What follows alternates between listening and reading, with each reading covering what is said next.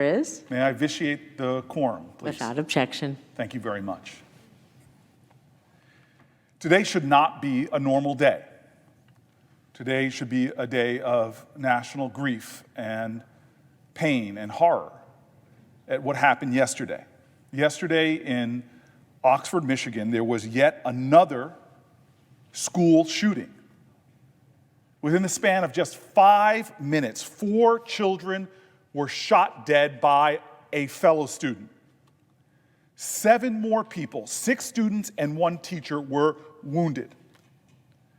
Reports are that more than 100 911 calls were made in the span of minutes. Imagine the horror, imagine the fear, imagine the terror, imagine the pleas for help on those 911 calls as students listened to gunshot after gunshot ring out, killing their fellow students.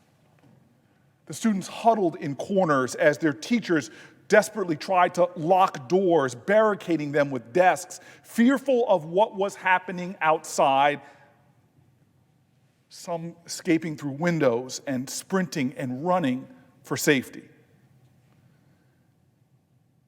And what should outrage every single American is that this is not unusual in our country.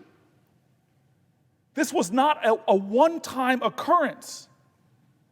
We know the names that should be hallowed names of pride of our children, but no, they're names that speak to horror.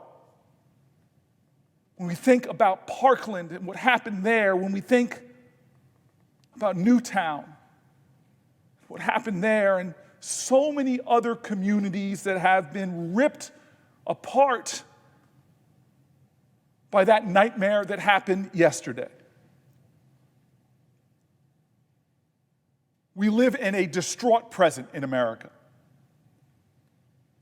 More people have died in my lifetime from gun violence than have died in all of our American wars combined, from the Revolutionary War to the Civil War to World War I and II and Vietnam and the 20-year war on terror. More have died in gun violence in just the last 50 years. Our gun murder rate is 25 times higher than the next closer country. Not double, not triple, not quadruple, 25 times more high than the next closest country. And 90 Americans are dying every day from gun violence.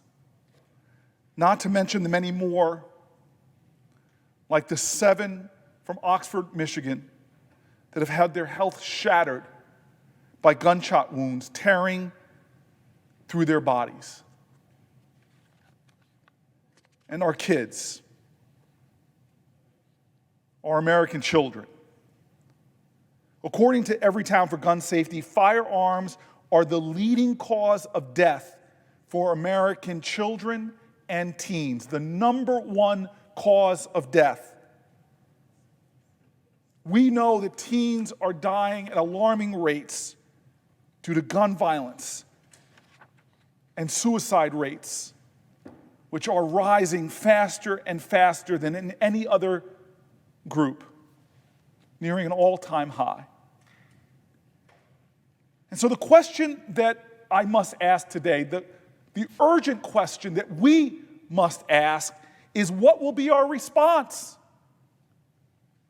We cannot keep telling our children that we will protect you, and then the only thing we are doing throughout our schools is teaching them how to hide. These drills that are now as common as fire drills, that are teaching our children that we won't stop the gun violence, but we're going to teach you how to barricade yourself in, how to hide under desks, how to shelter for cover. Someone comes through your school that should never have had a gun in the first place. I'm tired of hearing the simple utterance of thoughts and prayers, but there being no action. I'm a person of faith, and I know as it teaches that faith without works is dead. And we have seen enough death. But now, after what happened in Oxford, what will be our response? My Republican colleagues in the Senate seem content with the status quo. There doesn't seem to be an urgency to save lives, to end the nightmare, to stop the fear and terror. The continued work to block, compromise gun safety laws that the majority of Americans, including most Republican voters, including most gun owners, including most NRA members, blocking compromise laws that are supported by the majority of us Americans that would keep more guns out of the hands of people that would do our children harm. What is our response? We can pass universal background checks that are supported by 84% of voters. We can provide resources and support to help cities across America implement evidence-based gun violence intervention, proven programs that keep our children safe. We can start to heal the communities that have been shattered by gun violence by not just expressing our thoughts and prayers, but investing in their healing and their help.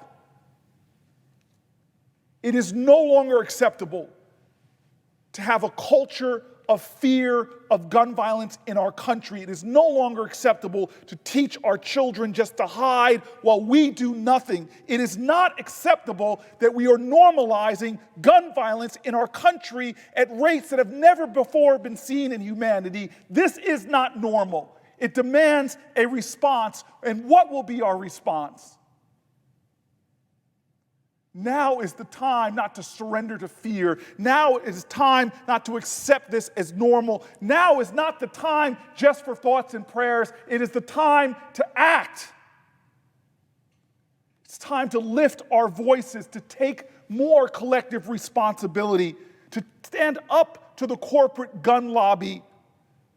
It's time to work tirelessly to show our children that love is a demanding, active verb. Love is sacrifice, and if we are willing to truly love our children, we won't just teach them fear.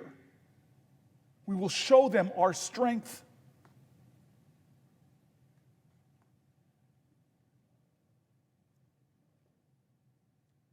Are we going to wait?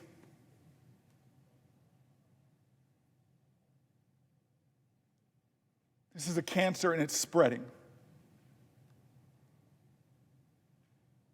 It's being seen in cities and churches and synagogues and nightclubs, concerts. Are we going to wait? Is there such a poverty of empathy that gun violence has to visit upon us, our communities, our schools, our places of worship, our families, before we think this is an issue enough for us to stand up and fight for change? Will we wait? What will be our response? How many more times will members of this body have to come to this floor and speak to the unspeakable? Talk about children murdered in the greatest nation on the planet Earth, to know that our children's greatest threat to their lives, their top cause of death, is gun violence.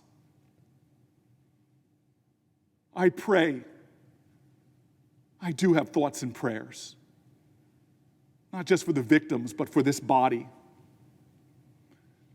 And I hope more will join together, not in a do-nothing caucus, but join together to pass laws that reflect the will and the majority of the American people and end this national nightmare once and for all. This is a moment that demands a response, not business as usual. This is a moment that demands the best of who we are, not to cower in fear, but stand for change. I yield the floor, and I note the absence of a quorum.